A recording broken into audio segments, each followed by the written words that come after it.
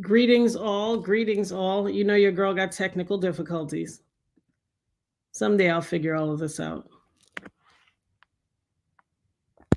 How is everyone?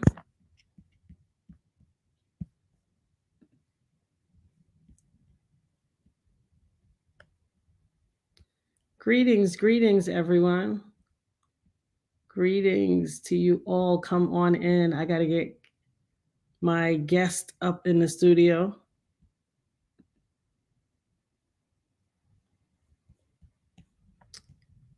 I don't know why it's not coming through on this one. Let's see. Okay. He said go live and put the link in the chat. Okay.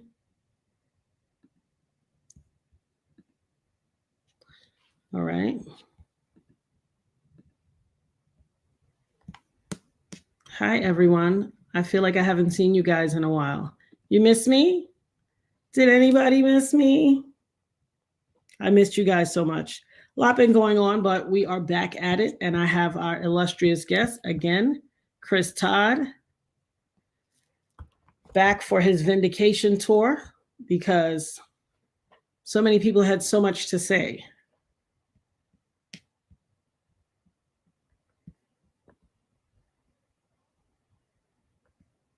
I think the first time I did it, I missed you guys as well. I missed you so much. And what a wonderful thing to be missed and to have someone to miss. We are family here. Let me put these little phones on Do Not Disturb. Do you see it, the link there, Chris? I'm not exactly sure. Are you on the StreamYard guest?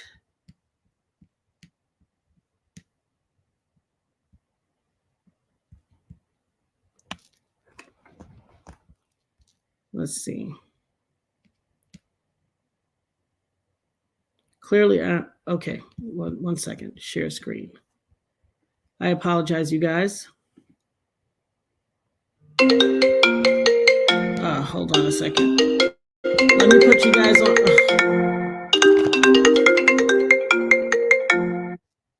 Yes, what am I doing wrong? I don't know why. The Dopest Nerd.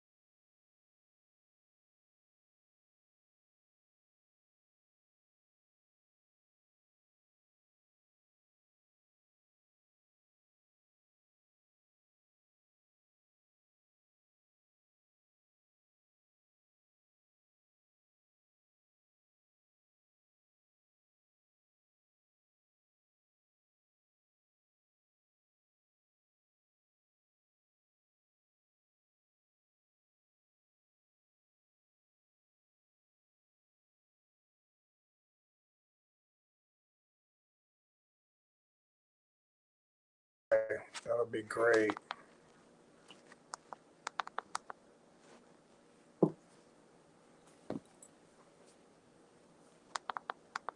Hold on one sec. Hold on. My apologies, guys. I was muted. Okay. Sorry about that.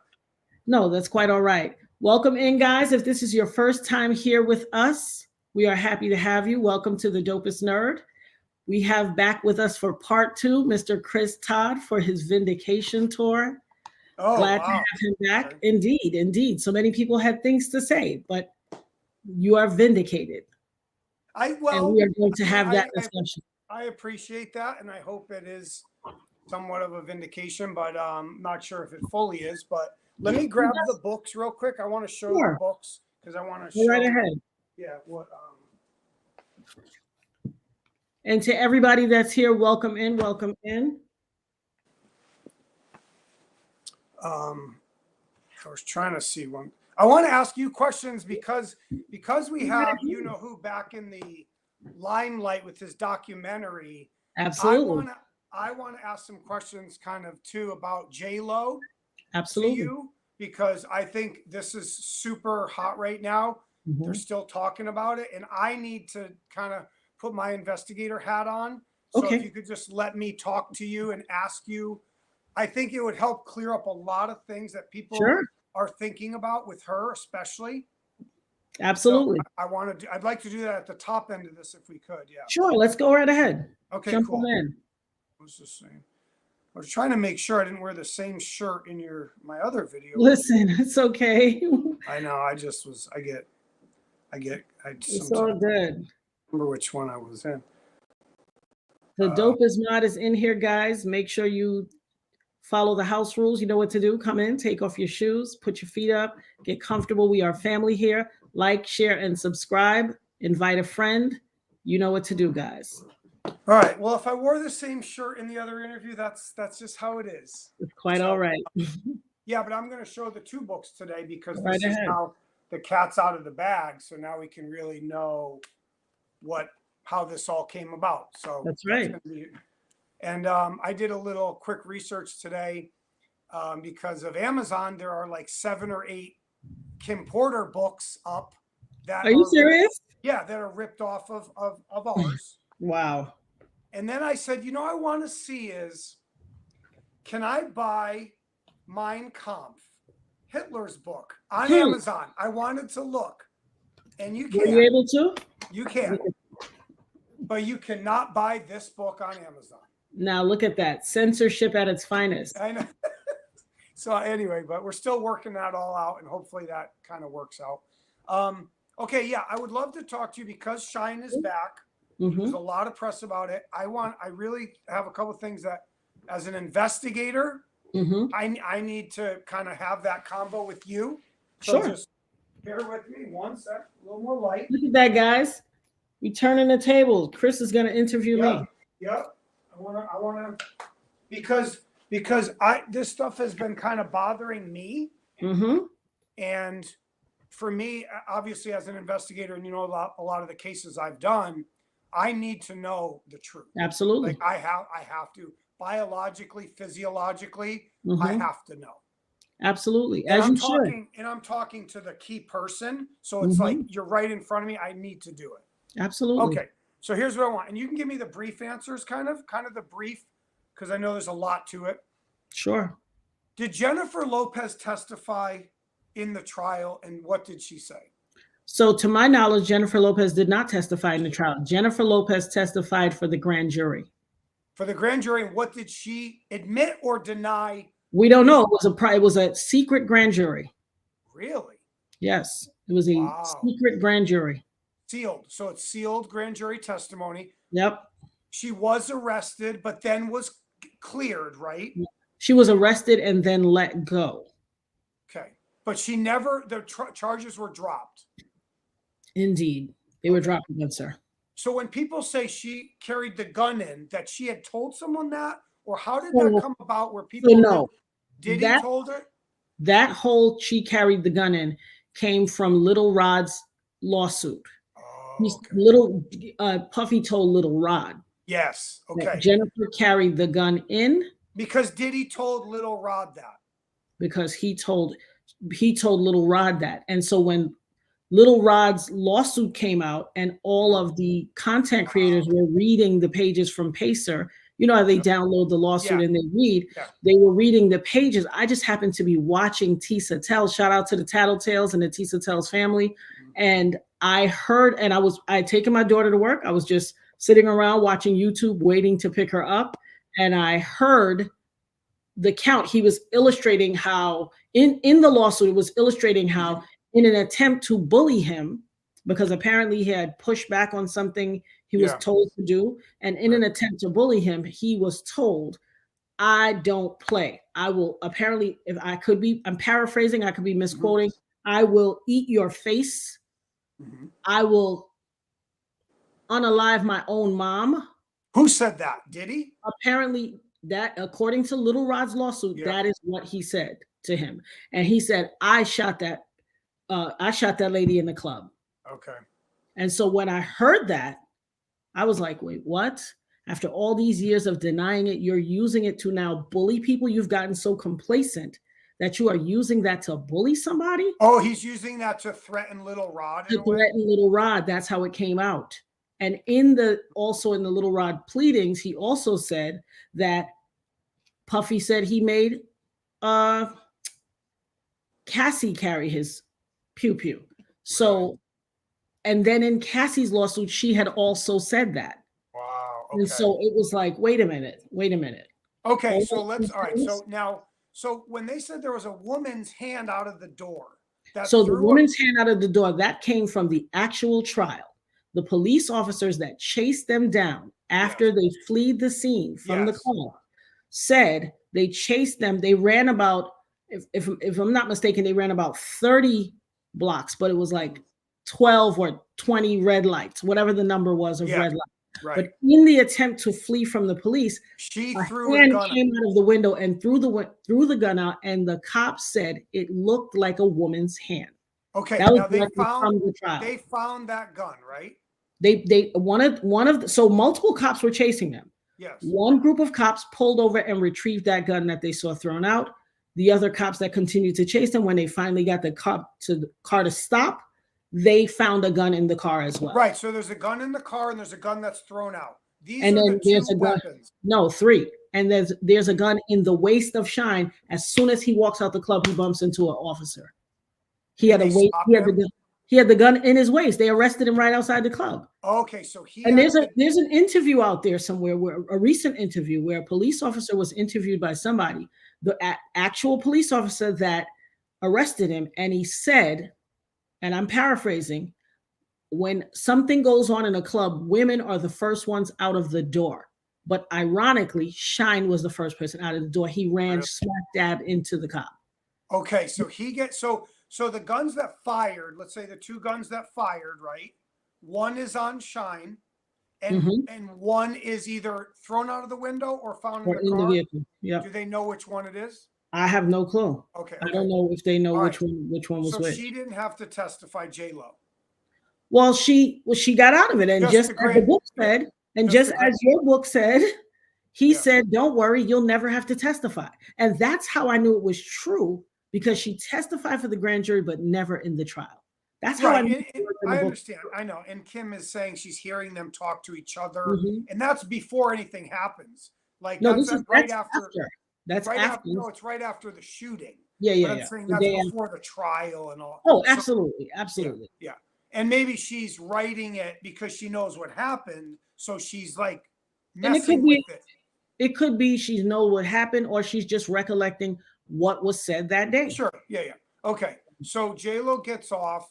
The word on the street is she brought in the gun in her purse to the club. Right? So this is, I don't know if it's the word on the street. I know it is the word as per Little Rod's lawsuit. Now, the word on the street is she's definitely involved, and yeah, they know she's involved. But even back in but the word on the street is, and this is what everybody in the hood or whatever you want to call it knows, when a guy is trying to sneak a gun in the car into a club, he's always going to give it to the woman, because especially if he's high profile, because they're not going to insult that woman and search her. They may search the guy, they may search regular. Well, did they have metal detectors there that night or no? They had wands. They had a security with wands. So somehow, how does Shine get his gun in there?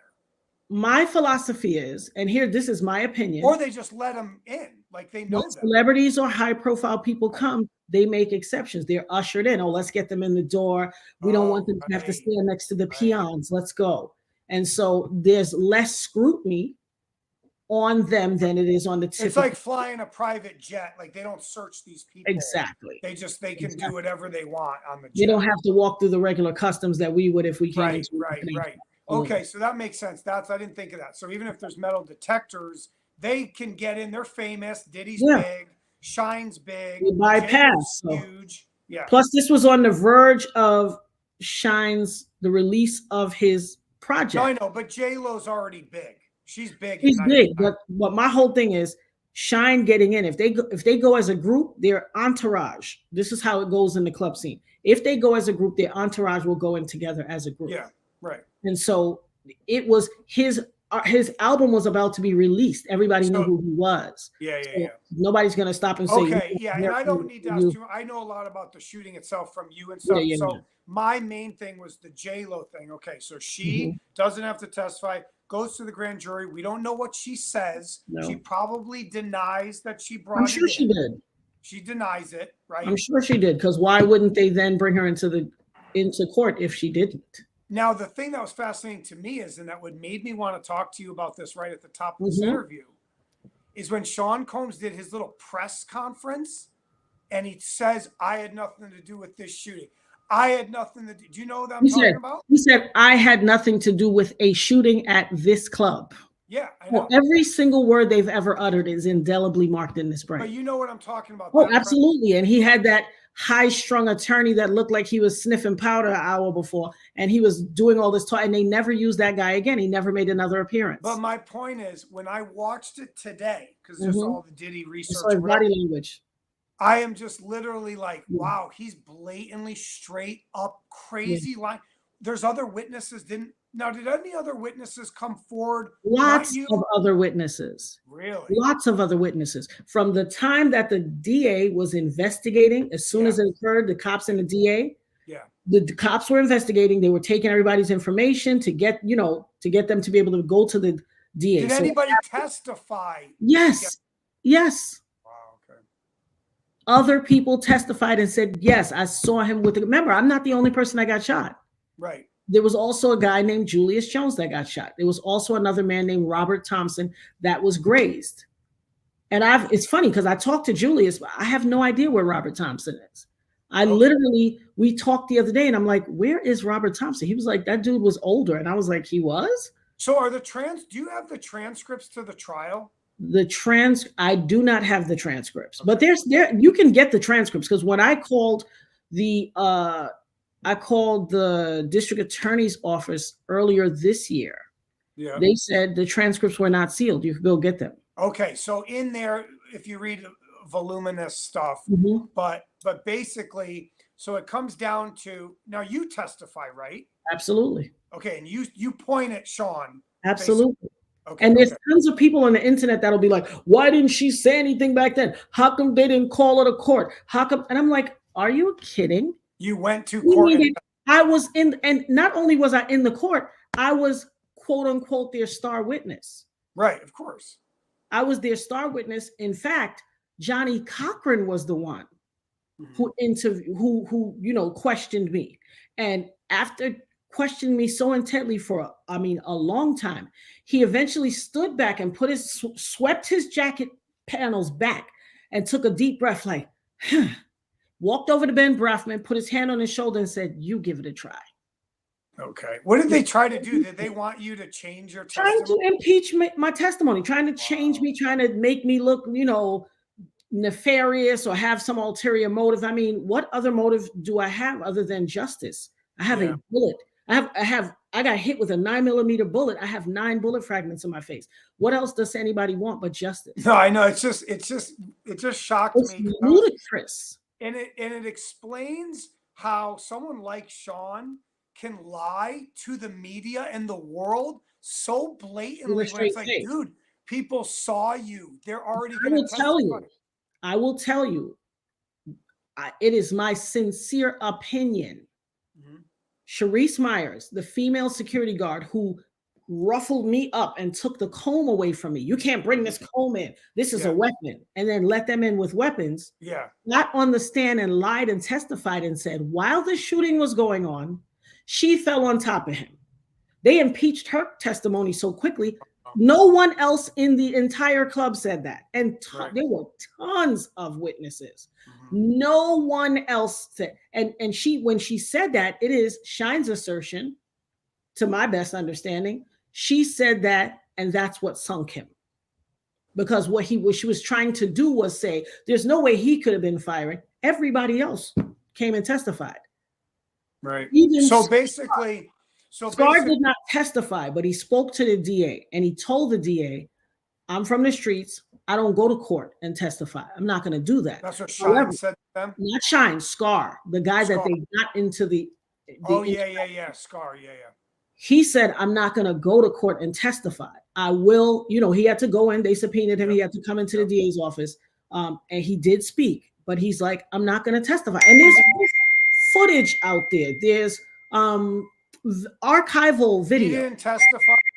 He did admit to the DA that he definitely saw him fire the gun, saw them fire the gun. However, he did not testify in the court. He was actually on the run after that for Okay, so he's kind of like a hostile witness. He's a hostile witness. So let me ask you this. Okay, so basically, if this is correct, so they do testimony. People are asking. Hold on 1 second. Somebody said, "Is Chris aware of that?" Is Chris aware of what? I heard. Who's up here talking about blatantly lying? Who is this Black Gold 347 person? Are my mods in here? Where's the dopest mod? Taking a break. Black Gold. Who's blatantly lying? If you have something to say, Sean. She's probably saying Sean. Did he? Let's just make sure she ain't saying me. I don't got a problem calling nobody out. No, it's probably no. She's probably talking about Diddy. Well, I have. That's right. She probably is. But I'm not. Listen, No, I understand. No, but let's keep too many years to sit back and don't let them blow in your. No, I mean these are my people. They support me and this and that. But if every now and then a troll gets in, and if they're getting in, listen. Everybody has their 3-ring circus. This is mine, and I'm the ringmaster. And if you don't like this show, kick rocks. So all right. So basically, the jury decides that they're going to say Shine's guilty, and they say that Diddy's it wasn't just Shine and Puffy on trial. It was Shine, Puffy, and Wolf. And so Wolf didn't shoot though. But Wolf didn't shoot. No, Wolf was that dude, and he wasn't going to sacrifice him. Not in that courtroom. Right. So somebody had to be there for what they quote unquote was going to drop it on them and walk away. But I'm saying is in the end, the jury says Shine is guilty, not Diddy, not Wolf. Now here's the deal: they went through some negotiation. It wasn't just a clean sweep and he's guilty. They negotiated for a while. They negotiated, but apparently they said someone in there, and there was a reporter that actually went back and interviewed the jurors, and he spoke to I think he spoke to a few jurors, and some jurors came back and said if they knew certain things, they would not have voted for him not guilty. And then some jurors also said that there was a woman in the jury pool that was aggressive and basically, you're gonna do this and you're gonna take down the culture. Yeah. And so, there's always one of those, and she was able to get to people, and they just they were all tried together, right? Yes. Okay, so all 3 of them were tried together, and in the end, the verdict came back: Shine 10 years in jail. That's right. Okay, that's a great, because the funny thing is, this whole thing is rearing its head again. They're talking about the club shooting. You know what I would love you to do? Find those jurors and ask them how they feel now. No, I understand. But I'm saying is they talk about... I'm saying as an investigator, I think that would be a dope thing to do. Yeah, what's on your mind now? They're talking about the Harlem basketball game. Because this is all the history of Sean. And it's showing like these people died then. The shooting, he shoots in a live club with and him and Shine. And then for Shine to come out and literally put the suit on and do his whole hustle. It's bad. It's just really bad. I keep telling people, I don't know. Listen, did I ever send you that clip I have? Let me bring it up. I have it in let me bring up this little clip. Where do I have my clip? Did I not add it to this? Hold on. Let me cancel this. I'm going to bring my clip up again. I want you to hear this clip firsthand. And it doesn't make sense that I'm like, how do you reconcile saying this, but you are changing your tune now? Give me 1 second. You could go ahead and talk while I'm looking. Well, I don't know if he changes his tune. He says he's still denying it. He had anything to do with it. Yeah, no. When you hear this recording, he's changing his tune. Oh, okay. And that's the irony of this thing. It's like, are you mad? You literally just said, hold on 1 second. I know my trusty dusty show producer, my daughter, she sent me a snippet of it. Okay, let's see. They shoot. No. My. Nirvana, I need you. Where's the snippet that you sent me before? Huh? Can you resend it to me, please? I need to play it on this show. Thank you. Yeah, she isolated the portion of the video. And thank you. Oh, okay. You said it's in my. Okay. And so he has a lot of audacity to be now spewing this whole little old poor innocent me, because trust me, that is absolutely not the case.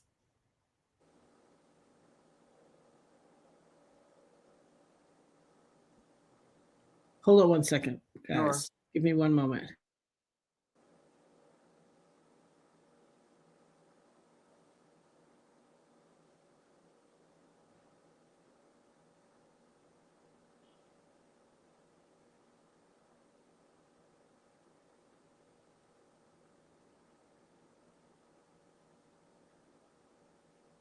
The show producer, she's on a break. She's coming down to assist me now. But yeah, you know, he has the audacity to say that he was the fall guy. He didn't do anything. Wait till you hear this recording where he was on Combat Jack podcast and admitting that he pulled out his gun and bust his gun and shot the guy in the shoulder. Like, are you insane? But that's what happens with when you're and the thoughts and the statements on this show are opinions, and they belong to the dopest nerd. And they're protected by my inalienable right to free speech. Okay, here we go.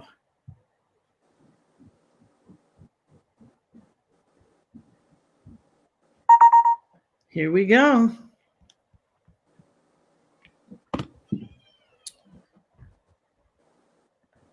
You're going to gag when you see this.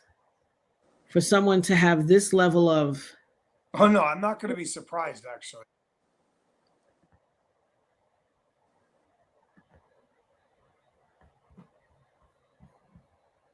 You're going to be like, this is not real.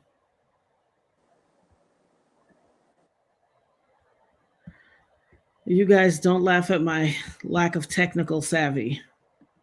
I had it the other day right here in this little... I'm going to find it. Let's keep talking while I look for it. Yeah, no worries. No, it is... That's pretty much the basics of...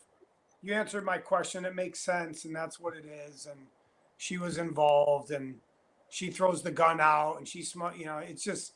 It's crazy that these people are just like still like in the... I don't know why everyone has her in the news every second. It's just so annoying. Like, and here's the deal. Here's the deal. So, and this is what we had a problem with, especially I had a problem with. It is, we live in a society that has selective memory or willful disregard for how their blatant willingness to give one person a pass while they drop the hammer heavily on someone else, and they're so indifferent about it. They act like, well, what are you talking about? What's the problem? When they know what they're doing firsthand, they know it is flagrant, it is obvious, and it's so disrespectful and disingenuous. But it's having a hard time pulling up, and I had it on the computer the other day. But no, if you get it again, we'll move on. No, I have it. I'm gonna play it on my phone just like this. They shooting. For the Natania Rubin, that was my... When I seen that kid reach for his pistol, that's when I shot him in the shoulder. They shooting. For the Natania Rubin, that was my homegirl. Right. You know what I'm saying? And we knew Natania. We used to go to the studio with her, and everything was everything. Although we don't know if it was my gun, you know, that hit her with the ricochet, because it was like 4 other guns And it was a terrible situation because, like I said, she was my friend. So I'm sorry Who's that she saying had. that? I don't sleep. This Living is on Shine. stolen time. And This is there's Shine. some weird turn of events like Final Destination. So I started filming a docuseries. I wrote a docuseries called He Shine. said he knew you. He does know me. Listen to me, Chris. This is how deep it goes. Shine, when they were looking to get Shine a record deal, there was a time in Brooklyn, I used to work at a beauty salon before I opened my own. The guy who owned the salon was Manny Haley, great friend of mine. Known Manny for years. So I worked at Manny's shop and then I left and opened my own shop. Shine used to be outside of the shop, outside of Manny's shop, rapping, trying to, Manny was great friends with Mike Tyson and just all types of celebrities would be there. So all types of celebrities would be there at any given time. It was the popping shop. Yep. Give a shout out to one of my best friends, Chester Hilliard, on the live. Everybody give it some love to Chester. This woman is a mighty praying warrior. She is a mighty woman of God, and I thank God for her. But so he would be outside of the barbershop rapping, hoping to see somebody famous, hoping to get a deal. Everybody knew generally around the area who he was. So I used to be in the studio all the time. There was a young lady who lived in the building above my beauty salon that she used to come to my salon, and she was like, "Oh my God, Ab, you sing so good. I want to go to the studio with you." She used to sing as well. We're in the studio because I'm a female vocalist. I'm actively recording to get my own deal. Wow. Manny calls me and says, "Hey, Ab, what you doing?" I said, "I'm in the studio." He was like, "Word, let me come through. What studio you at? I want to bring that cat by." I said, "Who?" He said, "Remember the young cat that used to be outside rapping with the deep voice?" I said, "Oh yeah." He was like, "The one that sound like Big?" I said, "Oh yeah." He brought him. He was like, I told him what studio I was at. They came through. Okay. He was rapping about Cohiba cigars. He was rapping about Cohibas. I didn't even know what they were. I had to go look them. Found out it was cigars. That was one of the pieces of work of displaying his talent that they used to shop and get him a deal. Okay. He gets a deal and then comes around and is a part of a shooting that almost takes my life. Yeah. Them two come OK Corral shooting up the club. Come on. Yeah. The irony of it all. Yeah. He was my friend. They used to come to the studio. There was a time where he had no money, and all of the guys he was running with, these were guys that had money. And as a young man trying to fit in with this group of guys, you don't want to have to ask a grown man to feed you. I'm an empath. I could tell he had no money. So he was like, "Oh, I'm going to stay here and rap." They wanted to go to the diner. And I was like, "Oh, you're not going to beat me on my own session. So y'all go ahead. We'll catch up." I said, "I'm going to battle you. Whoever wins, the next one got to pay for their food." I simply did that to save his dignity. Wow, that's funny. Because I knew he had no money. Right. And so I let him beat me. And then I was like, all right, you got me. Come on, let's go. Dinner on me. To preserve his dignity. Wow. And then you come back around and this is what you do? Well, he doesn't really maybe even know you're there at the club at that moment, right? He doesn't have to know I'm at the club. No, I'm but you talking know about I'm his saying? behavior after the fact. He knew I was at the club. Listen, right before they started shooting, right before they got into the argument, I was standing in this corner and my homegirl Kelly was standing with me. He was like, "Ebony, Kelly, what's up?" and reached out and we touched fingers over the crowd. Okay? Wow. We literally touched fingers over the crowd. And then that's when they started pushing and shoving the little entourage that was walking through and all of the people, the groupies who were trying to be adjacent. Does a guy throw money in their face? Is that true or no? Yes, that's true, but not Scar.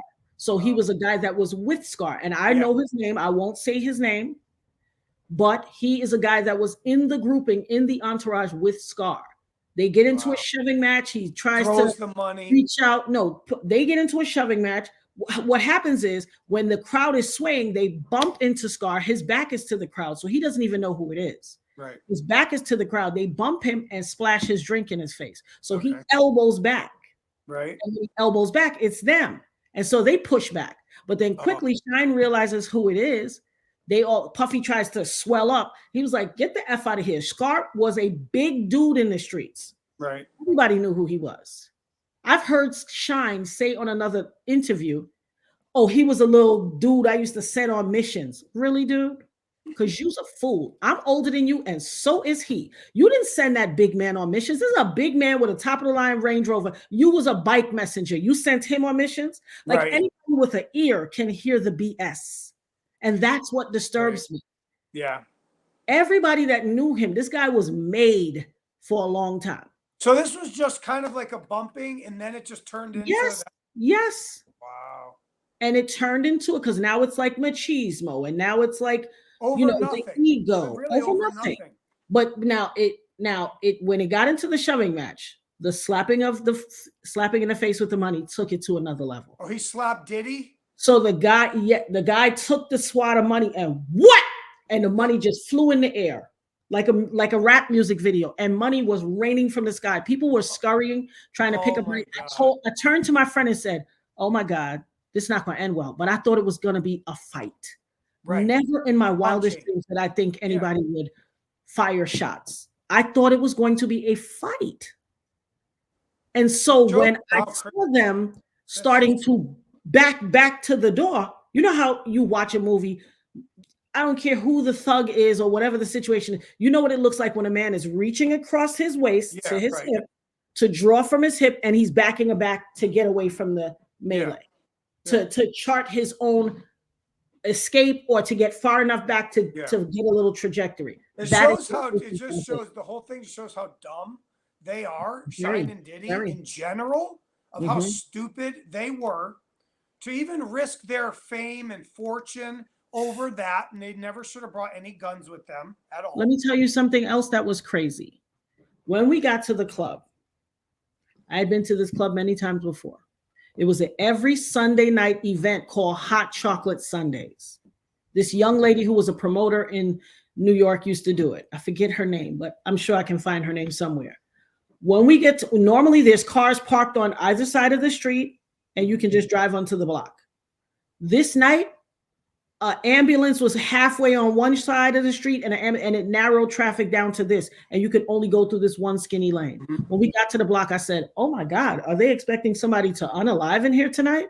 Right. My friends were like, "Oh, come on, old lady, stop it. That's just," and I said, "No, I got the eeriest feeling." I said, "Oh my," that was one of the ambulances that took me to the hospital, and the other one took Julius Jones. Wow. So there were so many things. And it's just unfortunate that the male ego is so fragile that any little argument descends into that. It's foolishness. And they keep bringing this up because they did this documentary with Shine. They keep bringing it up and like still saying his name. It's like, so anyone that says to you like, "Oh, why are you guys harping on the past?" You guys are the ones putting it in the press, talking about it still. And now he's still denying it 24 years later. Here's the thing. He did not deny it until recently. Right. He had always said, "I bust my gun. I was defending myself." There's videos out there where he did interviews everywhere. Yeah, he's got only the last few years he started to try to, and it's the first time I've ever heard him make an all-out denial, was when he said, well, he comes off the way he talks, he comes off like a hustler. Like he comes off really shady. Like just the way he's with the suit and he talks like and he's a politician, but he's super sketchy though. It is. And here's the deal. He is illustrating that which we say about politicians, how they can be a little self-aggrandizing and very shystery and, shady car salesmen. I think they can just get away with it anyway. Exactly. Just say what they want. Exactly. Yeah. And it's unfortunate that that's what it is. Well, I appreciate enough about. Yeah, that can put me to rest a little bit. So enough about my case. Let's talk about the man of the hour. Everybody show some love in the chat for Mr. Chris Todd. Show some love. So these are the two books. So we want to just, so the fans can, and I did a couple interviews, and I don't know if I'm doing any in the future, but we can now, because Courtney Burgess had come forward, right? Indeed. This was the original book. Mm-hmm. And it was called Tell It All. It was called Tell It All, and Jamal Millwood was Courtney putting his pseudonym there, so he didn't put his own name. Absolutely. As a tribute to his friend Tupac Shakur. Indeed. Those of you who know, that's right. And if you know, you know. Well, that's the name Tupac used to use. He's mentioned a lot in the book. Mhm. So with Kim and with the Jimmy Henchman and the Quad Mhm. Studios, and then the Kadada Jones thing. So Mhm. that was the Shout out to original. Quincy Jones, her dad, Kadada Jones's father, Quincy Jones, passed away yesterday. So, you know, he was a controversial figure in his He's in the later book too, because I know. he's Albie Shore's godfather. I know. Or And so Quincy, look I'm sorry, no. he's Quincy's godfather, but look at He's the Quincy's parallels. godfather. Look at the parallels in the midst of this case. Oh yeah. This Oh, man yeah. passes away. A lot of what is done is, and this is what, you know, the opinion of people that are in the chat, they have said to me, we believe that this was a sacrifice. Now, it's not lost on me that the City College event was December 28th. My shooting was December 27th. What is the likelihood that somebody has two tragedies a day apart, 10 years and a day apart? And we just What is had the likelihood? Shakir Stewart's death anniversary was November Yep. 1st. I remember that vividly. And I was talking about it with someone, and then we started to Google it, and my friend goes, he died today. I'm Yeah. like, whoa. So, but anyway, that book And he was quite a gentleman as well. oh good, yeah. That book became this.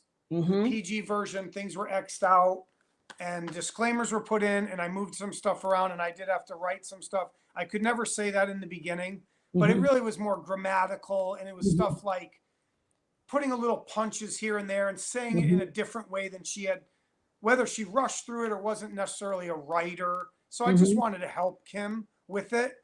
So yeah, and that's where we are today. We can talk about whatever we want. I think with And Courtney so- and Ariel coming out, that is the major thing. That's how the story has evolved.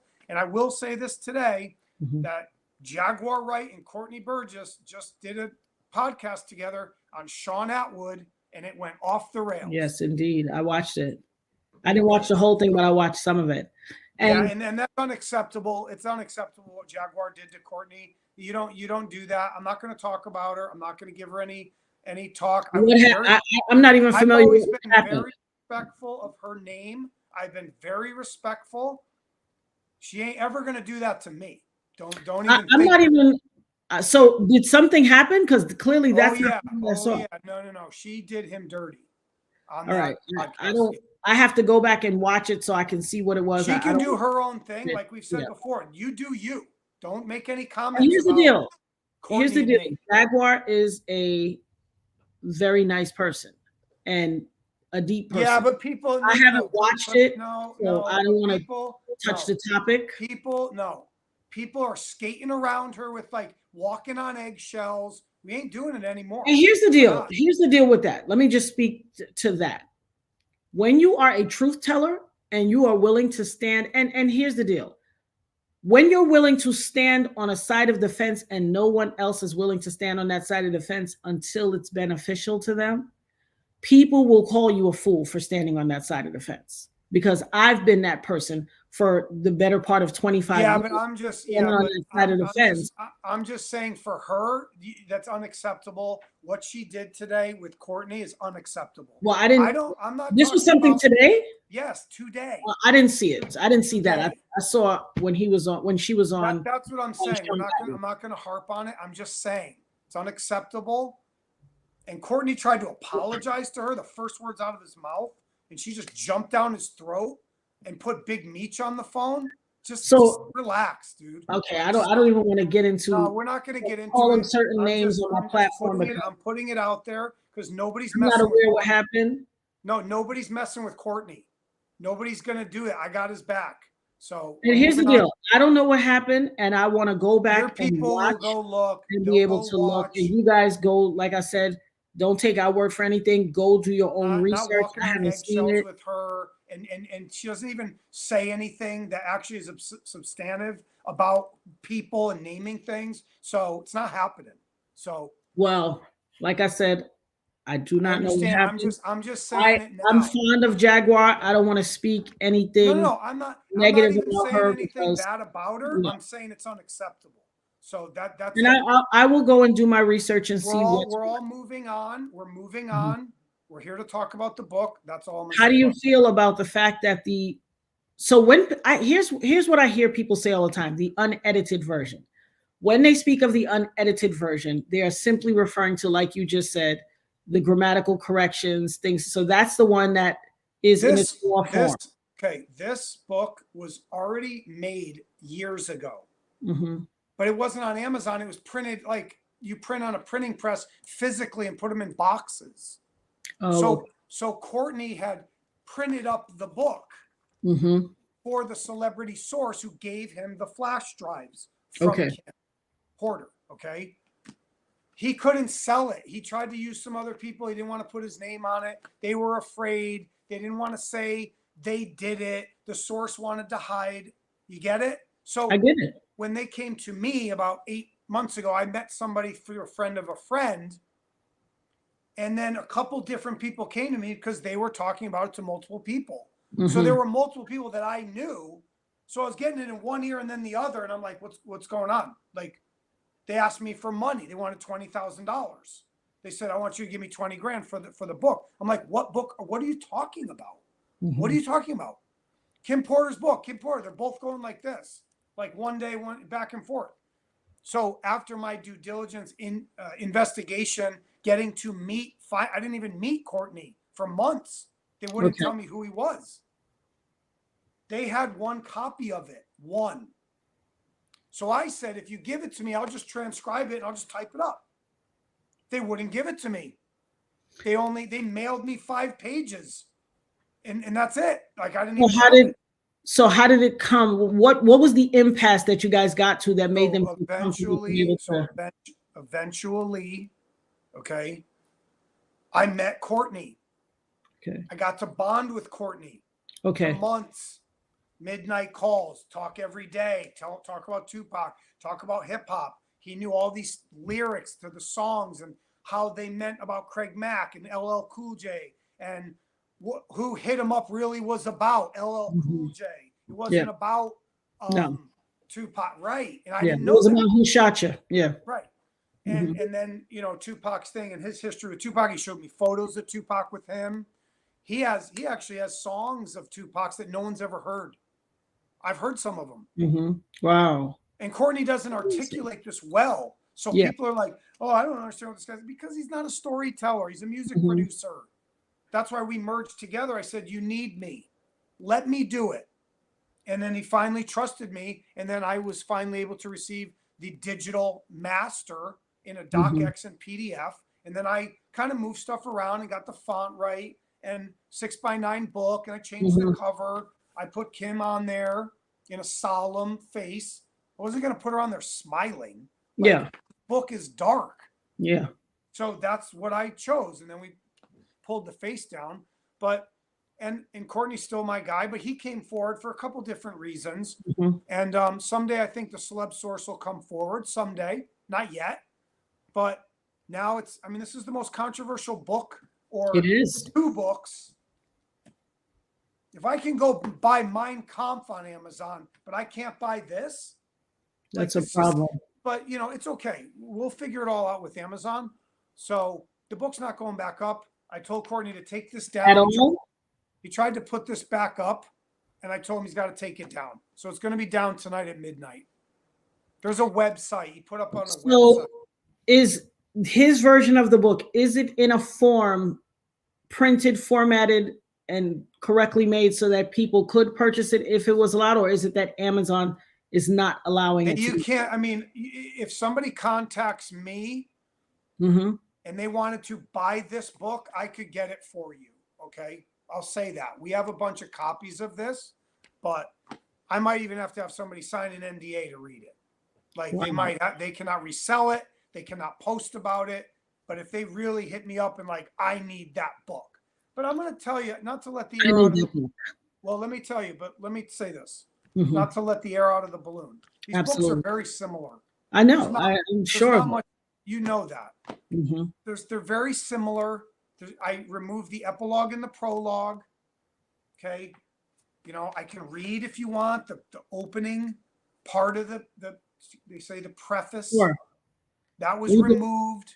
I can read part of it if you want to hear how it started. Read part of the preface first. Absolutely. Right. So this is how it started. You guys want to hear that? Yeah. So I call it the prologue. This is the source writing this. This is not Kim writing this. Mm-hmm. So that's why I wanted to remove it, because I wanted people to hear Kim Porter's voice alone. It was kind of confusing, because when I asked Courtney and go, wait, who wrote, that's not Kim writing that, who wrote that? Oh, I can't tell you. Well, hold up, slow down. Like, you're asking me to put a book out by Kim Porter. She's not writing that. It talks about Kim, and this is someone this is the third person. It's not in first person. So anyway, I'll just read it for your fans. I've read it already today or yesterday too. Okay. In 2017, Kim Porter sent me her novel that she was diligently working on. Kim felt there were truths that she had to disclose and didn't want to hide any longer. She acknowledged some of the secrets in her book were going to hurt several people, but she wanted Sean P. Diddy Combs taken down, and she had to tell her story to do it. I warned her Sean didn't care that she was the mother of his children, but she was tired of living in fear of him. I knew how it was going to go down. He was going to unalive her. I just wish she would have listened, because she was a good person. Kim made me promise that if something happened to her, I would make sure this book became public to the world. The way Sean moved, I knew that was a promise I would have to fulfill. Kim knew I was a woman of my word. I knew that was a promise I would have to fulfill. Kim knew that I was a woman of my word, and this book was going to make it to print. Her kids deserve to know the truth. I'm going to make sure her story gets told, and Kim wanted to tell it all. Now here at the end, she puts in quotes as if Kim is saying this to you. Quote, I don't know if I will be alive to see this book in print, but there are too many secrets. I can't remain silent anymore. Kim Porter. My goodness. So that's how it originally opens. I removed that. The epilogue I won't read, but it's just kind of just to sum up that they call it parting notes. Okay. So at the end, it's kind of talks about Albie Shore had suspicions. Nobody believed him. Now he has more validity. Kim shared the twins with Sean. She was constantly battling for custody with him threatening her. Like, if she said this, he'd take the kids. Like, all this stuff that he was hanging over her head. It's been long speculated Sean swings both ways. Kim states he required her to blank when they had intimacy. I don't want to say it. Sean had a reputation of publicly humiliating Kim with other women, bearing children, one even being pregnant at the same time. That's the twins, and then Chance, the daughter.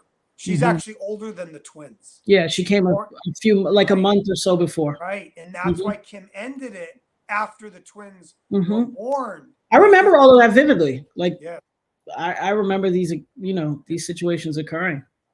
Allegedly, Kim had quite a bit of footage of Sean with numerous men, validating the rumors that have been circulating for years. Stuff about Andre Harrell, also. Their relationship could be easily labeled as toxic. Kim's family has threatened to file a wrongful death lawsuit, feeling natural causes was not the reason for her death. Numerous exposés have questioned the cause of death and the location of her body when she was found. Kim had pneumonia and was said to have died peacefully in her sleep, but it's been said there was blood found on her pillowcase and on the bathroom floor, leading to her bedroom. Allegedly, Kim was found unresponsive in her bed, but she was discovered on the bathroom floor. So the question remains, who placed her in the bed? Reports from the original coroner supposedly said there were toxicants found in Kim's system and suspected foul play. An anonymous person said Kim's last phone call was to 911 at around 2:43 a.m. and she was found the next morning at 11 a.m. Now, here's the last thing I'm going to read. Today was the only day I've ever said this. And I read it on a couple other ones, but everyone has different audiences, and there's 7.2 billion people in the world. So it's okay for all you guys to have this. Quote, the source is writing this, or Kim Porter wrote this somewhere and said, this is me saying this. I don't know. Quote, my name is Kimberly Porter. I was born in Columbus, Georgia on December 15th, 1970. I passed away from pneumonia and other complications unknown on November 15th, 2018 in Los Angeles, California. It seems as if my death was shrouded by mystery and possibly suspicious motives. Did I die from pneumonia? Oof. That's a woman talking from the grave. That's Yes. what the book's all been about. That's why I said it's a journey for justice from the other side. This is what people are not understanding. Mm-hmm. And that's why Jamal Millwood's there, because it's Tupac also for him. Mm-hmm. And for those who know, if you know, you know, but for those who don't, it has always been alleged that Jamal Millwood was Tupac's ulterior, his alias when he used to check into hotels and things like that. So as you know, I talked to you and I asked you, what made you guys use that name? Because I was aware of that. I knew that that was his name. And so it is vindication for both of them. Honestly. Right. And for many people, first and foremost, not just for her. And that is the selflessness of a woman who has had enough to be able to have the foresight to chronicle all of these occurrences and keep them together, as well as with the video footage or whatever was on the flash drives, to make sure that she was able to get vindication. Right. I am not comparing her to Martin Luther King, but it is putting in my mind, mine eyes have seen the glory of the coming of the Lord. I've been to the mountaintop. I might not get there with you, but I know someday. Well, and I think it's also the same guys. Yeah. It's under the same guys. It's almost like altruism too, because it is. If you really look at, if she knew him from 94 to 2007, but even knew him till the day she passed, obviously they share kids. If you were on the outside and you looked, and say you were an investigator and you knew that Sean Combs was doing something pretty shady, you couldn't prove it, you had heard about it. Say there was Chris Todd 10 years ago, like something's up with this guy, and I'm going to find out. You know who the one person you would start following and investigating? Kim Porter. Absolutely. Because she would be your ally / whistleblower, disgruntled employee, disgruntled lover. Right? So she held this diamond in a way. And it really, see, here's the sad thing. She probably wanted to put it out while she was alive, but she was I'm sure she did. So she needed a way to get it out even after she had passed. And that's what, and look, someday if the celebrity source comes forward or is somehow revealed through another way, there's a whole story with them alone that it takes it to a whole nother level. Because all of these women were part of this abuse. They were. They lived it. They were close to it for many years. And it's so unfortunate. Yeah, it is. But you know what I think? You and I are both very spiritual, and I would say it this way: we're here today. We can't change what happened. That's All right. we can do is honor her, and we can try to make good. And I've even said this, and I didn't even think of this. God just put it in my head the other day. I don't even know where it came from. Sean Combs, come forward. Tell us everything. And drop yourself down, kind of like the penitent man. Bow down before God, and maybe we'll forgive you. Come forward, Sean Combs, for your soul. Come away from the devil. Leave him. Come back to God, because look, you're already looking at it anyway. We're not telling you to admit to unaliving somebody. We're not saying that, but tell us the truth. Well, true penance requires you to bare your soul. It's like 12-step programs. Right. In order to get true penance, you have to reveal all that you've done. Okay. And so it takes a heck of a person to reveal everything that they've done, not the least of which is. But do you see what I'm saying? Do you see where God Absolutely. In my head of like, because I said this on another famous case I had with a famous accomplice. I had said this to him before, come clean, just do it. Just say it, right? Because when you go to the gates of purgatory and God is going to judge you, I would fear that more than jail. Absolutely. Yeah. And here's the deal.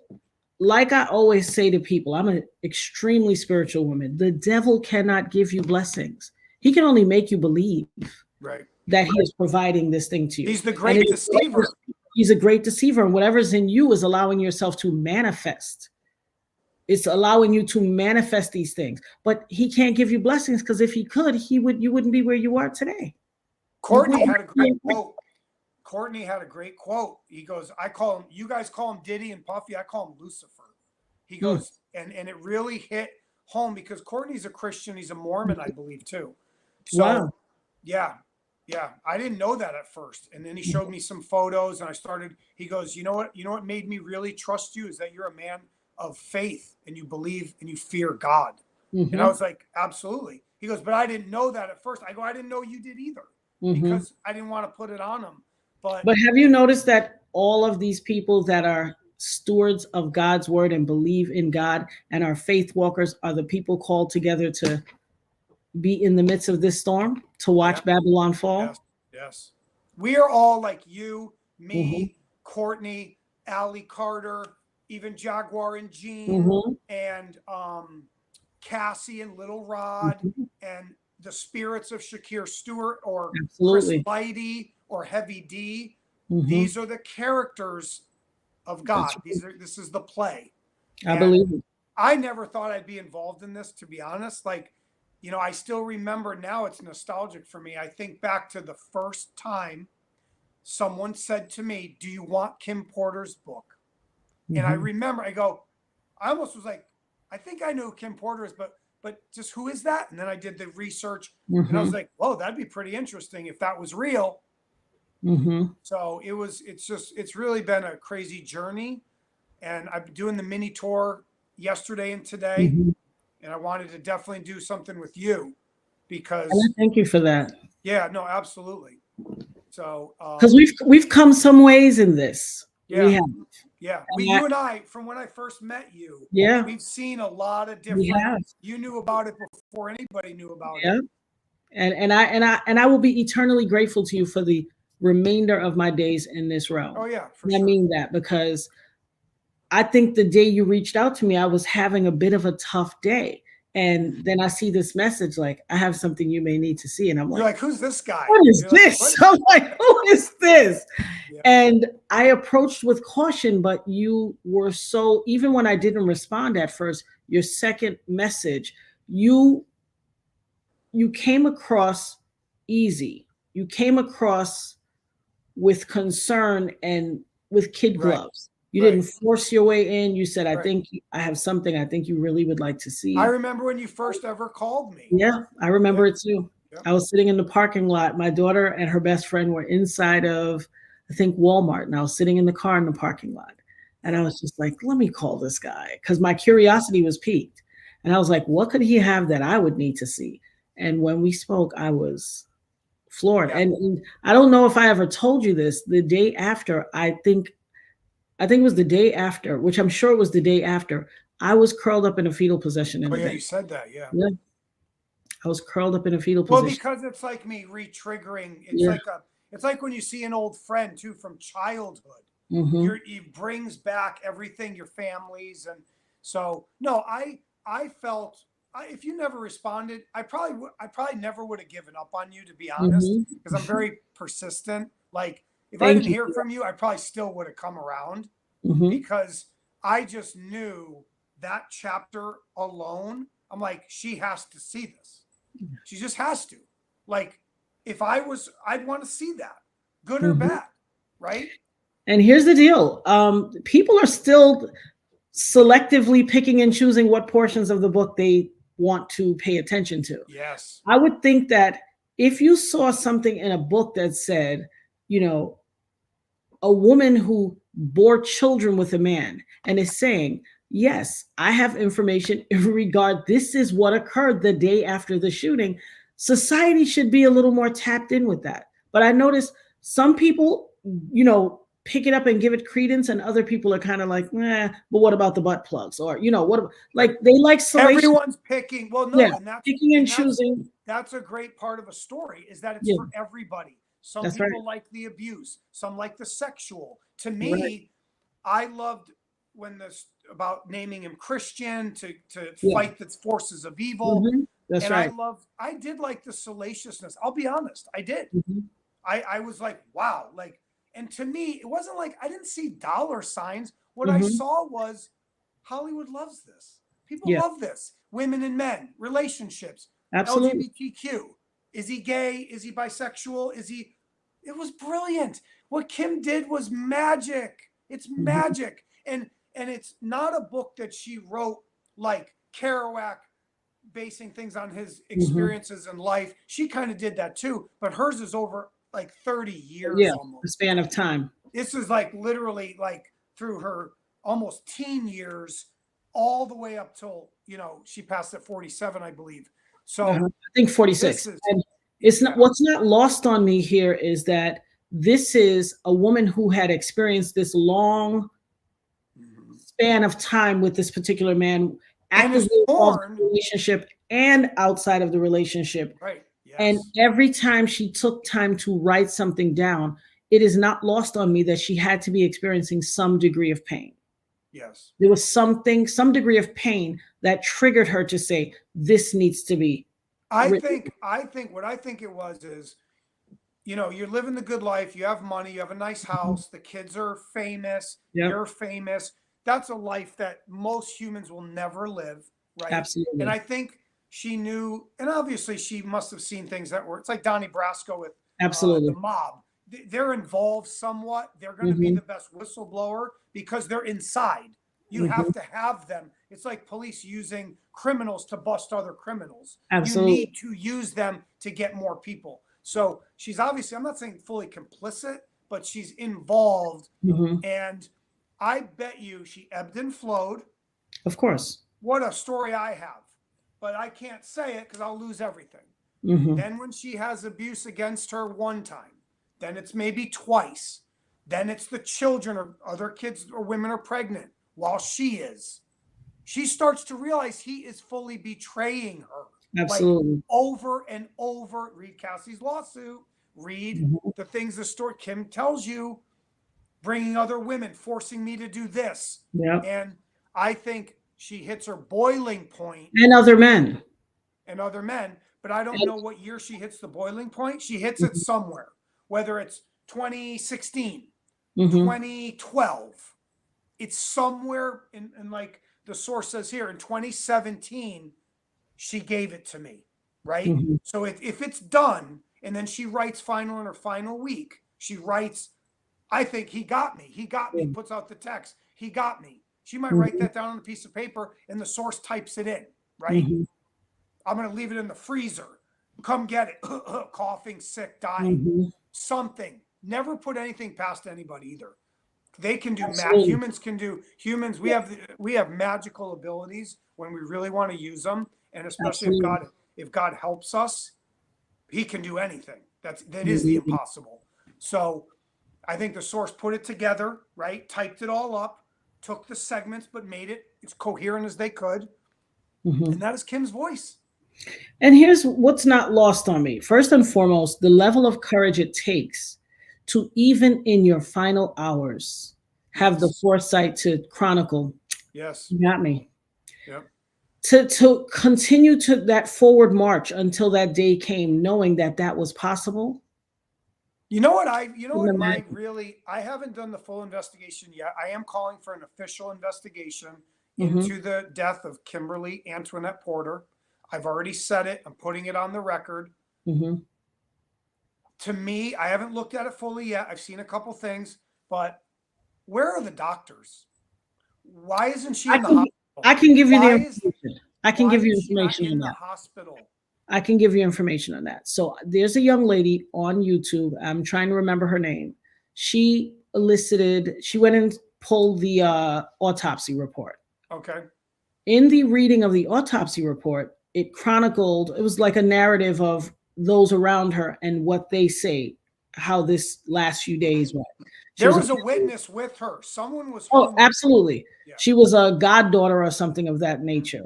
And she was supposedly laying in the bed with her and then went to work or wherever she went and know she was sleeping. Yeah. Didn't know she was deceased. So here's the irony, though. When this young lady pulled the autopsy report, she was reading the autopsy report and she was chronicling the few days before. And this was a narrative also of the doctor. The irony was when I heard the name, I said, why do I know this name? It's stuck in my head. I said, I know this name, Dr. Farzam. Oh yeah. Oh yeah. Dr. Farzam. Yeah, Dr. Farzam is also the doctor who Harley Pasternak, the handler, quote unquote, or trainer that was with, he's the one that medicated Kanye and put him in that psychiatric hold. Mm-hmm. He was also the doctor that his name came up in another case as well. And I just found it strange that why is this one doctor, the doctor who's dealing with everyone in these nefarious things? You're not going to tell me a woman of her age that is a mother who understands the importance of medicating her children, making sure when they're sick, getting them adequate medical help. It was written in the autopsy she didn't have her own personal care doctor. I said, that's nonsense. That's nonsense. Well, I'm just curious why she didn't check into a hospital. But this is what I'm saying. They said that Dr. Farzam was sent over by Puffy. Yes, I know that. But I'm saying, but why wasn't she admitted to a hospital? Because clearly, whatever it was that worked that rapidly on, she probably assumed that she wasn't feeling well. But whatever, as mothers, sometimes we will hold out on ourselves. We'll make sure our kids get A1 treatment immediately. But for ourselves, we'll be like, I can deal with this. I can blow it over. Right. Apparently, what made her, this is speculation, what made her feel ill was supposed to maybe work more rapidly. And when it didn't, it was doubled down on, which is why she uttered the, I think they got me. Because they said the doctor came and then a masseuse came. When you get a massage, you have to drink a ton of water when you get a massage because the manipulation of your bones and tendons and your body releases toxins. Whatever toxins are in your body are released into your bloodstream. You have to drink like a gallon of water after a massage just to get it out. So if I'm sick and then somebody gave me something and I got a massage, all those free toxins in your body, you as good as gone. When I go get massages, the masseuse is always like, make sure you drink like a gallon of water because you have to get those released toxins out. You can't be infirmed laying in a bed not drinking water. That's I think we'd have to know a lot of the. I think she was sick for 4 or 5 days. Yeah, this is what I'm telling you. In the 4 or 5 days, he came over. He gave her a B12 shot. Pull the autopsy. As a matter of fact, but she needed. Have you ever seen this YouTube thing where she wears this tinfoil hat? Who?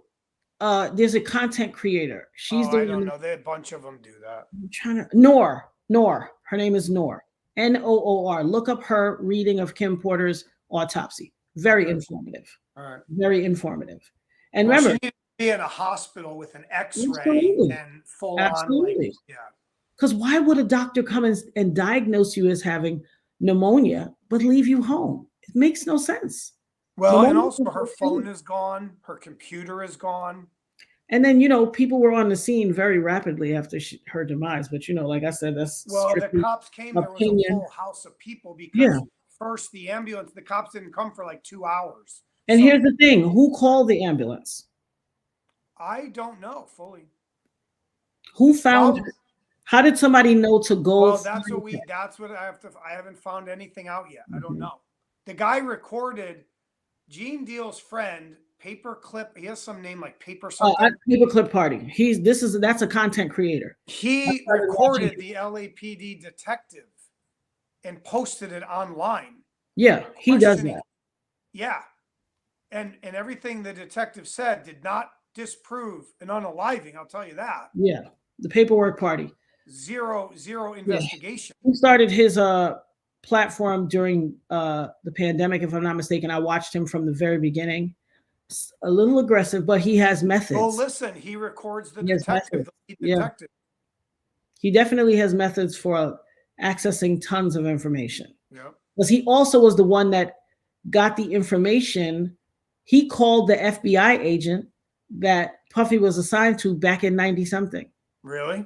Yes. And called him, and then the man was like, I don't want to talk about it, and click and hung up. Then he called the guys. He got the guy's wife's cell phone number, called her. She wouldn't answer. Guess how they were able to get through? They found his daughter's number and called her. He was like, hey, how's it going? I'm such and such. I want to interview your father. He was an FBI agent and he had Sean Combs assigned to him. And the daughter was like, oh, really? okay, well, she was like, who are you? I listened to it. I watched that show. Wow. The daughter was like, she was like, can you tell your father we wanted to interview him, this, that, the other? She was like, oh, this is interesting. This is news to me. I didn't know any of this. She's like, I was probably, she was young. So at the time she was like maybe 11 when her father was assigned. He actually called her? He spoke to her. He had her live on the show. She didn't, now I don't know that she knew she was being listened to. That's crazy. But he had the entire conversation, and she was like, oh yeah, I'll get in touch with my dad. And he was like, can I call you back? Can you reach out to your dad and I'll give you a call back? She was like, sure, no problem. Oh my God. So he's persistent. He's persistent. He's persistent, and he has access. I don't know how he has access to all these people's numbers, but he really, really does. And he was able to find it. I've listened to him. And I think he would be a resource. I don't know if I'll reach out to him, maybe if he'll reach out to me, but I think as a team effort, if he did know some information eventually, then it should be looked at. And I'm not saying Sean is ever going to get arrested or charged with it, but look, true crime's a big industry. People want to know they want to solve these puzzles. Absolutely. So I'll be sure I know was poisoned. That's 100%. Jamie Foxx is going to do a special. Supposedly, he's going to address it. We'll see what he says. He actually filmed the special over 3 days already. And apparently, according to Choke No Joke, another content creator, he said he listened to him. He went to the first and the third day, and he said that he was poisoned. He actually, according to Choke No Joke, he said that Jamie Foxx said he was the one that called the feds on Puffy. Yeah, we have to see this because I'm getting so many different things from reporters, like saying he wasn't poisoned. I'm like, well, prove it. Prove it. What happened to him? What happened to Jamie Foxx? Seriously, tell me. Show me. Show me what happened to him, that he just dropped dead. And then, as we both know, there are so many people who still hold quiet loyalty to these people. And they would stop at nothing to be able to bolster their side or give them, cover in some regard. And unfortunately, this is the world we live in. People feel an affiliation with people. I mean, they want to curry favor for whatever reason. Maybe they think there's something for them to get down the line or whatever, anti-establishmentarianism, something, but they always hold a place in their heart for people that do nefarious things. And it's unfortunate. This woman deserves the dignity of having her case investigated thoroughly and the truth being made and her being made whole, even in the afterlife. She has children, they're entitled to know. And it's just unfortunate. And it's going to be hard for them. And I'm praying that someone is at least, overseeing the children getting therapy, at least the young girls getting therapy and getting, having those conversations, understanding that they have someone that they can talk to, because that's going to be something heavy. Like you're literally facing the loss of your mother and father, because that can impact how they view him after the fact. Look, they brought up in another interview today, they brought up, oh, what do you think about the kids and the kid? I'm like, well, Diddy had a lot of kids. There's a lot. There's an infant. There's a baby. Right? There's many. And then Quincy is the oldest. That's obviously not Diddy's biological son. Indeed. But he's very close. They all are sticking up for Sean, and we get it. Okay? Yeah. We get it. They're going to stick to him. But at some point. And here's the deal. To some degree of Stockholm, Yeah.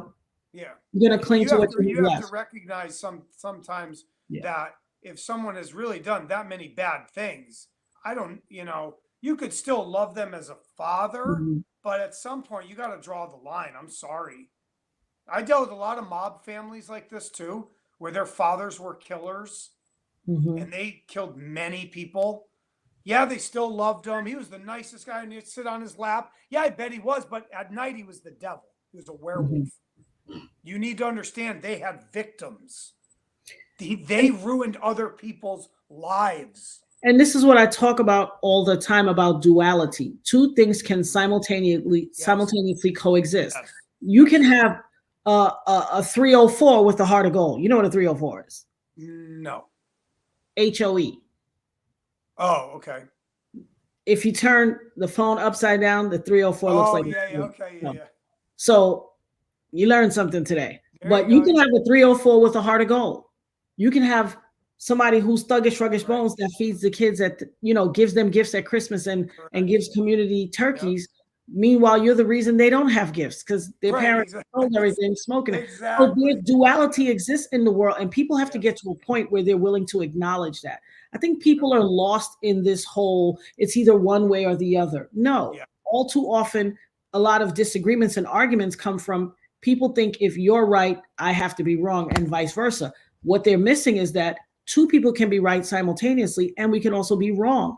Reality lies in perception, and how we view a thing is impacted by an amalgamation of all the things we've seen and experienced in our world. I try to articulate that to people a lot. I say it's not so black and white.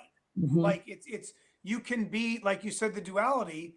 Yeah, you can be both. You can be a monster sometimes and a saint the other. That's part of kind of the human existence in a way. It's not bipolar. It's just we see it with Aaron Hernandez. We see it with mafia guys, John Gotti. You know, I met people that called some of these mob guys, he was the nicest guy I ever met. And here's the deal. People have that duality in their everyday life. There's lots of people who are functional drug addicts. They're a great attorney and they smoke. I knew a guy who was an optometrist, brilliant guy. My oldest son, when he was younger, had the flyest litany of glasses because this guy was an optometrist, but he smoked crack. Oh, so really? He would drop by the shop and be like, yo, I got some new glasses. My son was 13. He had a pair of titanium lenses with this amber hue. These glasses were phenomenal. Way more money than I could have ever spent. I got them for $30 because this guy smoked crack.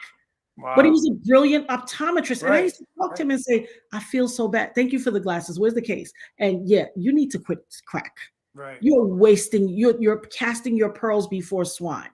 Get yourself together. But whatever was going on in his life, this was his method of handling it. Who am I to step into this guy's world when I don't know what he's fighting? I don't know the battles he's fighting. And I think what Sean Combs, the story of Diddy, what it shows is, we talk about the hero worship and the false idols, and it shows that, but it shows a man who was a brilliant businessman, Sean John, Ciroc, had great taste in music, great song. He could dance, he could sing, or he could rap, sorry. He was in not the best rapper, but I digress.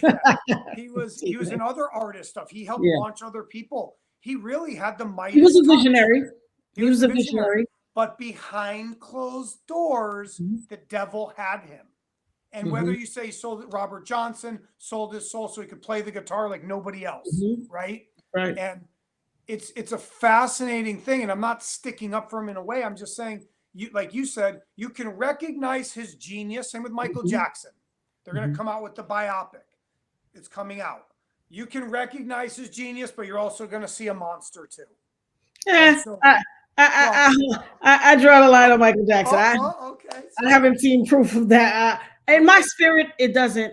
And I'm not saying he's totally innocent. I'm just saying, I believe it. But in my heart, I just haven't seen it. I'm just using that as a quick example.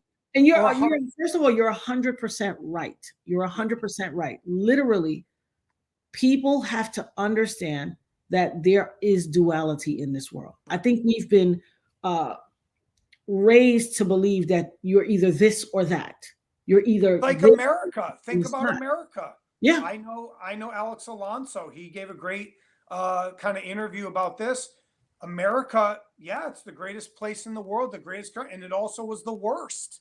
Indeed. For some people. Indeed. For lots of people. In the world. For lots of people. It's never, America has never redeemed itself for its original sin. Right. Slavery. Yep. It also has encroached upon other lands and in their rights and freedoms. Oh, yeah. And so while people still in their homelands want to get to America because it's the land of good and plenty, it still has its issue. We are the child, we are the infant of superpower nations in the world, and yet we think we're the boss. I always describe America as it's the kid in the mall cursing his mom out because he wants a new pair of Jordans. And she's like, I just bought you 3 pair yesterday. He's like, but I want the black ones now. Right. That's what we look like to the world. And we have to understand we can't always be like America first, the World Series. It's not the World Series, it's the national.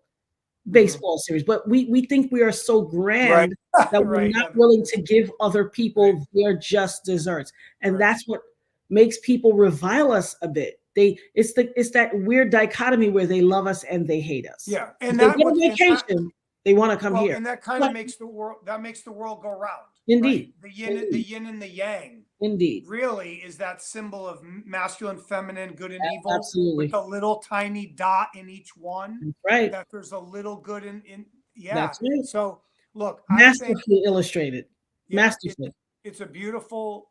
The human existence is a beautiful story. There's That's a lot right. of bad and there's a lot of good, and I like to try to live in the middle. And hopefully, I think the power balance for me, why I do what I do, is I want to combat the evil. So I know there's evil. If I can just do good here and there and help these, maybe I can balance it out a little bit. And for me, my motivation is, and first of all, that's a great thing. My motivation is I want to complete my assignment in this journey and move on into the ether. When God punches my ticket, I want to be able to free myself from being reincarnated and coming back into this realm. I want to go further. I want to elevate. And I named my daughter intentionally. Her name is Nirvana, the highest form of spiritual enlightenment. Mm-hmm. Her middle name is Samadhi. It means nirvana, the highest wow. form of spiritual enlightenment. Mm-hmm. I want to ascend to the highest heights. I want to fulfill my mission and my purpose and my journey here in this world. I want to speak truth to power. Like I tell people, I don't waste my time lying. I have nothing to gain by that. It's not redemptive. Right. I'm not lying to you. I went to theology school after I got pew-pewed because I had all these questions. And I needed relief from all of these things that lived inside of me. What is my purpose? Why did this happen to me? Why was I chosen? I had a discussion with a great friend of mine. She's probably still on. Her name is Chessa. Had a great conversation today. And I said, listen, people say to me all the time, oh, you were in the wrong place at the wrong time. And I stopped them. I said, listen, Right. if you believe in the God I serve, the God who is capable of all things, how can you assess that? Right. How can you say wrong place, wrong time? I am living out my predestined and preordained path that God chose for me, because he uses me to show people. When people are in the comments and they're like, oh, there's no way she got shot. How could you get shot and look that good? Because God is abundantly able to do all things. Oh, yeah. He left me whole, sound, mind, and body so that you could know of his majesty. Yeah. For such a time as this, so that I could speak truth to power and cry aloud and spare not, and say, this is what happened to me. He did it. And it's all come back. It's all come back full circle. 25 years later. A quarter of a century. Right. Okay, a quarter of a century. And I think there's a bigger redemptive story here too that society at large is missing out on. Instead of just focusing on, well, oh, she's capping and she want money. How come there's not a question of, wow, this woman survived 25 years in the face of all of this when so many other people perished or took their own self out because it was easier to get away than, or which was speculated with Shakir Stewart. I never believed that for 1 second. Right. However, so many people did not survive. Ask yourself, what is God doing in my life that I did? And well, because you're chosen for thank that. you. Thank you. Some of the other people that give up, or if they unalive themselves, a lot of times I think they're lost. They're lost souls that, and God not only works in mysterious ways, I think God sometimes has a strange sense of humor. I think he shows us things and then to trick us, and I don't think we'll ever understand God. That's I don't think we ever will. And anybody that says they fully do, I don't think they're telling the truth. So it's really amazing. It's just such a powerful thing just to go through it. And this stuff, our stories coming together with Kim and the news and the press and all that. And we're not done. And you know what we went through behind the scenes trying to get this to, you know, we have a collective person that we felt the mainstream media's wrath. Yes, the whiteout. They shut us out. The silencing. And here's the thing: we laid it at their feet. And they were like, nah, this can't be. And then when the bubble bursts, Oh, I know, we're right? pandering for it now. But I know. we gave it to you, you know, like what? I have a few reporters like that are probably in their head like, man, I guess he was right. Mhm. Like, I'm because I leaked the book for kind of about probably 2 months Mhm. before it exploded. So there I'm were a proud of lot you. of people. Yeah. I'm Yeah. super proud of you. Like when I tell you I am proud of you because I watched it. I Yeah. watched Oh what yeah. you went through. You know, we sat on conversations. It was like, Oh yeah. well, I don't know about this. Yep. And I'm like, what don't you know? It is You clear. saw the storm off the horizon Yes, I coming did. towards you, Mhm. like, oh, is it gonna rain? Like, and Mhm. then you saw it just come right over your head. Yep. So yeah, it's But you you helped a stood your lot. Too. ground. And you stood your ground, and that's what's important. That is, I think that is what God wants us to do in all things. Not fold when it gets tough, but to stand your ground. Right. And you did. That's what I told Courtney, You did. because he was very upset and nervous during the subpoena and the Mhm. raid. And I said, I go, man, you're a God-fearing man, and I know you're a Christian. Mhm. I said, he is showing you something. That's He's right. presenting you He's using with an us. opportunity. Yeah.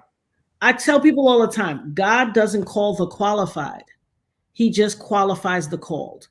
Courtney doesn't have to know the right thing to say all the time. God, Right. all he has to do is say, God, fill my mouth with the words that you need Yes. for Yes. for us to do exalt Yeah. what you need to be exalted. And he's experiencing that right now. Mhm. And when you watch the interview. And I'd love to talk to him. I'd love to talk to Courtney. Oh, sure. Yeah. It I is can hook you guys up. Yeah. absolutely. And I'd love to talk to Sean Atwood too. I think, first of all, let me shout out to you for the Oh, he phenomenal might job. like to. Yeah, he might. I would love to talk to him. Okay. And Cool. I'm going to shout you out for the phenomenal job you did on his show. Thank you. You were so well received. People wanted to hear what you had to say. Like the first time I talked to you, I said, I like this guy. Remember, you and I have had many a conversation. I said, I believe him and I like him. Mm-hmm. I believe him and I like him. And I had people try to sway me like, be careful. No, I have a spirit of discernment. Maybe you should go on Sean Atwood then. I would love to. All right, I'll send you the email, and you can contact his assistant, or I'll just like thread it together, and then just because he's going Diddy crazy right now. Yeah. So he does a great job. You would bring a good perspective, and so let me do that. I'll do that tomorrow morning. Absolutely. And I'll email you guys together. Absolutely. And then you can let him, contact you, whatever. Indeed. But thank you for having me on. You're welcome, Chris. Thank you again for coming on. It means the world to me. I can, like I said, I will be eternally grateful for the remainder of my days for you thinking so much of me to share that with me. Yeah, we'll do it again too. We're not done. We're not done yet.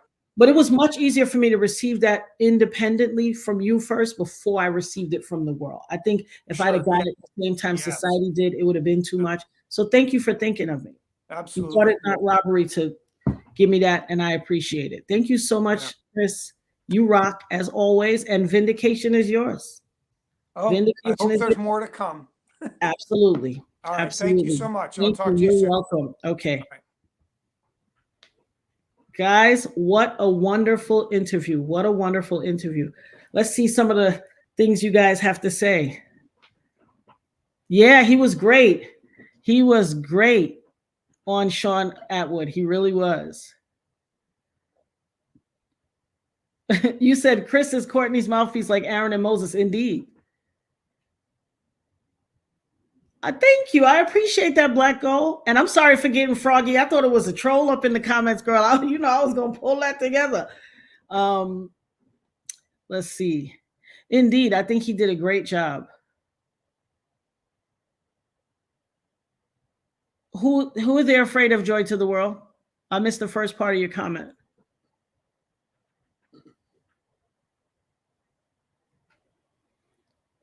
Who are they afraid of? Thank you. It was a great conversation. I appreciate that. He is authentic. And I'll tell you guys something. Like literally, he reached out to me before the book came out. I get this message and I don't even know how he got my number, but he said, I have something I think you need to see. And I was like, what is this? Because it was my personal main number. And I was just like, what is this? And I was a little hesitant. I was with my girlfriend. I was a little hesitant. I was like, girl, you see this? What should I do? And she was like, oh my God, what is this about? And I was a little hesitant. Like I wouldn't, and I didn't answer immediately. And then I've eventually, I think it was probably a day or so, I did. And I'm so eternally grateful that he sent it to me. I was like, what could you possibly have that I need to see? And when he sent me those pages of the book where it discussed J-Lo coming to the door and banging on the door while Kim and Puffy were together in the house screaming, what did you run up in that club and shoot that lady for? What did you do that for? And I was just like, to see in real time someone's experience, and it bolstered everything I said. And it was an emotional roller coaster. I will say I was wrapped up in fetal position the next day. Like I literally could not deal with the world, because I'm sure we've all, and you all have experienced some time in life where you said something to someone and they didn't believe you. And there was no justifiable reason why they didn't believe you. They just chose not to. And, you know, you walked with the heaviness in your spirit, like, well, why wouldn't they believe me? What's going on? That doesn't make sense. But they didn't. And you had to walk with that. And then eventually, you know, it came to a point where you finally reconcile yourself with it. And then here it comes. People are like, no, that would happen to her. She's telling the truth. It's the truth. And you're like, wait a minute. I had to be under the specter of my integrity was questioned for a long time, a quarter of a century, for people to question your integrity when I'm not a liar. Anybody that knows me know, baby, I used to tell my mama the truth till I catch a left hook. Okay. That's what it was. So, you know, I think this is all for me. My best, I always like to do a lot of self-introspection.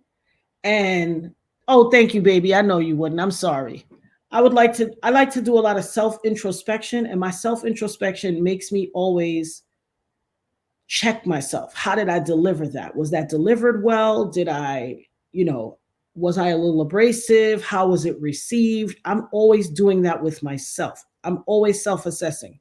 And I think it's very important for us to look at ourselves. We have to look at ourselves. We can't just be so willing to stand in judgment of others and not judge ourselves. And so I made it my duty to always assess myself. And I'm just not a liar. Like lying is just not my thing. Because my philosophy is, what you going to do, whip my behind? I'm going to tell you like it is. You can't whip me. You could try, but you're not going to. So what's the point of me not telling? I just say it like it is. You know, a lot of people are afraid of the truth. And like the great Malcolm X said, there's going to come a time where they will believe a lie and hate the truth. Yeah, me too. Thank you. I appreciate that. I'm glad I'm getting validation too.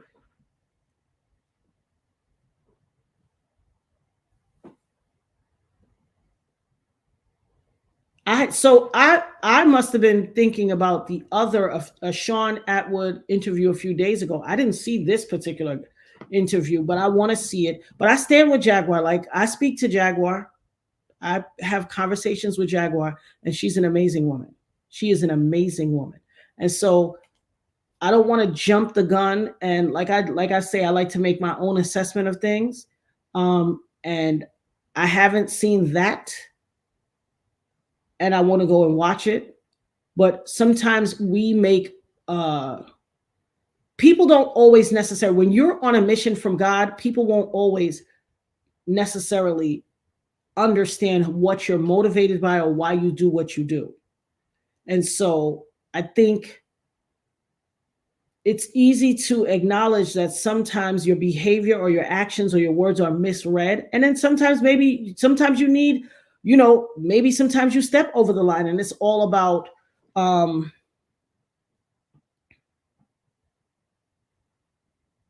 absolutely, the truth will rise to the top. It's all about, I think, listen, for all intents and purposes, most of what we all do is make assessments based on what was given, what information is dispersed to us. So in a lot of situations, it's like your kids get in a fight in the street. You got to take bits of information from here, there, and everywhere and put it together and make an assessment of what you think, predicated by what you know about your children, how they behave, what you know they will do, what you think they won't do.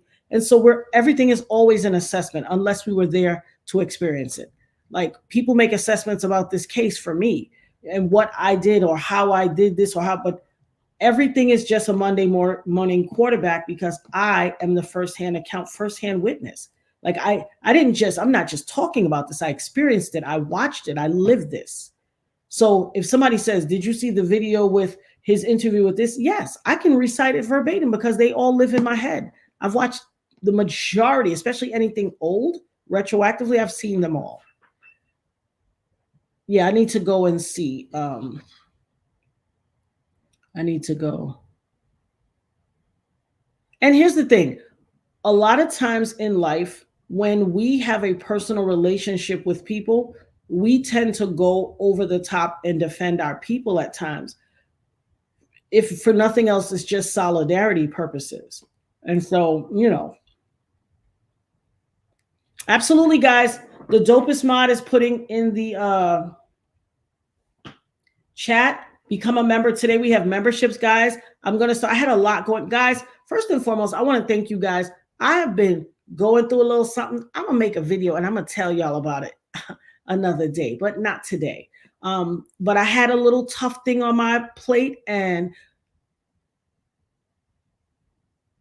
God was merciful to me as always. And like I tell you guys, and here's the deal. My spirit is resolute and steadfast, but that flesh, because we are not just spirit, we are spirit and flesh. The flesh gets shaken sometimes, and that's very rare for me. But this was a very dire situation, and but deep in my spirit, I always knew that I would overcome it, and so that's the beauty and the goodness of God. It all worked out, but it was a tough road.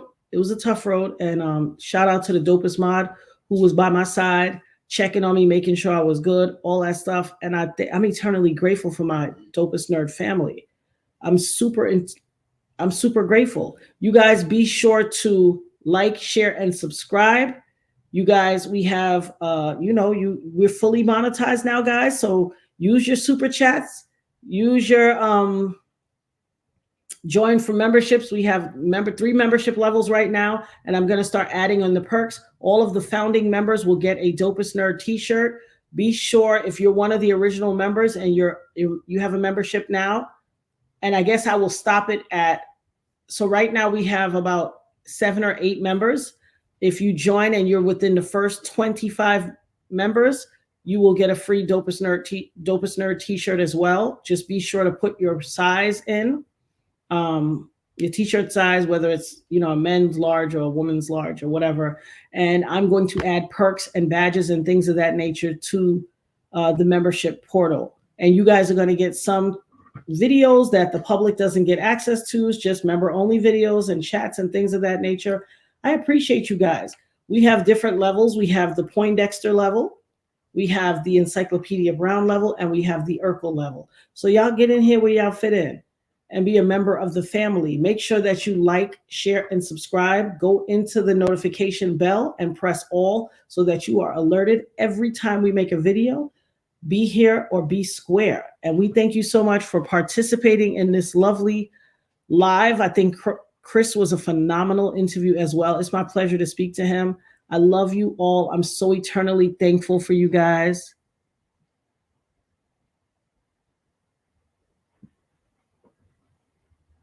Let me put Joy to the World's thing up. Joy to the World says, Natania, sweetie, I've been rocking with Jaguar. However, what I watched today felt like she feels Courtney is trying to take her shine, and she wasn't having it at all. Just my opinion.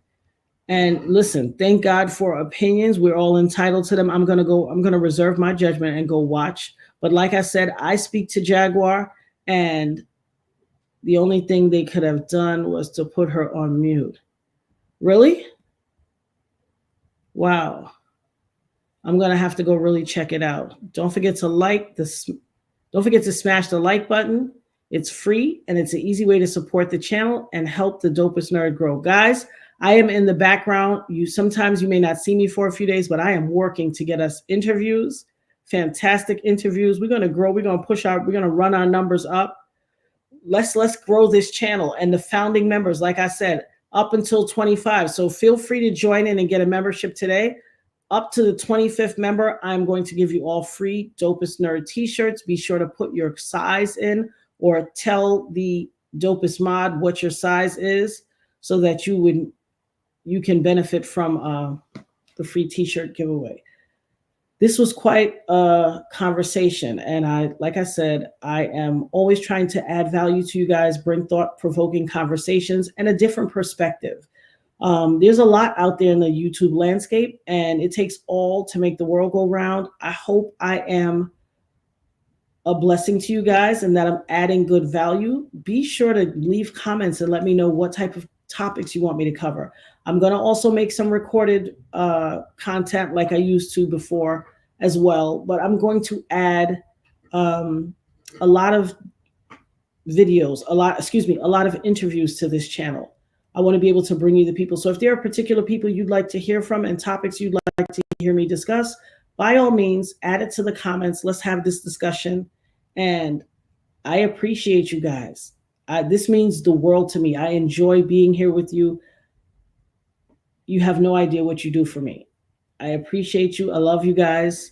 Go ahead and get your memberships. Join the family, fully fledged.